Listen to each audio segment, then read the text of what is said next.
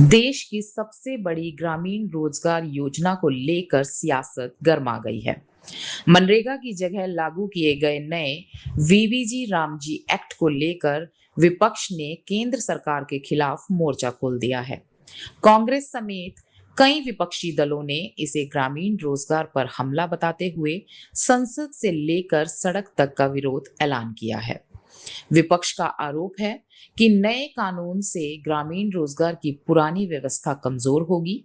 उनका कहना है कि बजट आवंटन के नए तरीके, राज्यों की भूमिका में बदलाव और नई शर्तों के कारण गरीब परिवारों पर असर पड़ सकता है।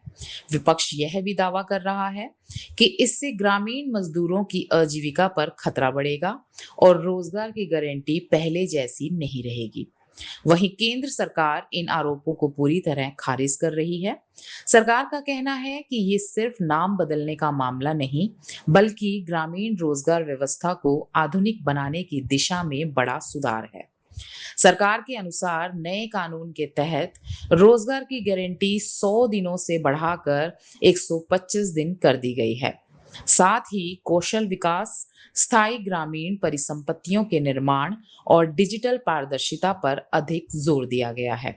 सरकार का दावा है कि इस बदलाव से ग्रामीण मजदूरों की आय बढ़ेगी, विकास कार्यों की गुणवत्ता बेहतर होगी और विकसित भारत 2047 के लक्ष्य को गति मिलेगी। कई राज्यों में मजदूरी दर बढ़ाने और नई व्यवस्था लागू करने की भी घोषणा की गई है। लेकिन विपक्ष का कहना है कि सिर्फ 25 दिन रोजगार बढ़ा देने से समस्या हल नहीं होगी। उनका आरोप है कि नई व्यवस्था में कई ऐसे प्रावधान हैं जिनसे राज्यों पर अतिरिक्त बोझ पड़ेगा और रोजगार मांग आधारित व्यवस्था पहले जैसी प्रभावी नहीं रह जाएगी। इसी मुद्दे को लेकर आज देश के कई हिस्सों में प्रदर्शन और धरनों की तैयारी की गई है। फिलहाल राजनीतिक बहस तेज है।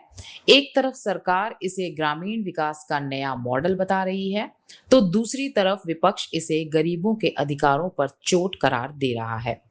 आने वाले दिनों में यह मुद्दा संसद और सड़क दोनों पर प्रमुख राजनीतिक बहस का विषय बना रह सकता है। धन्यवाद।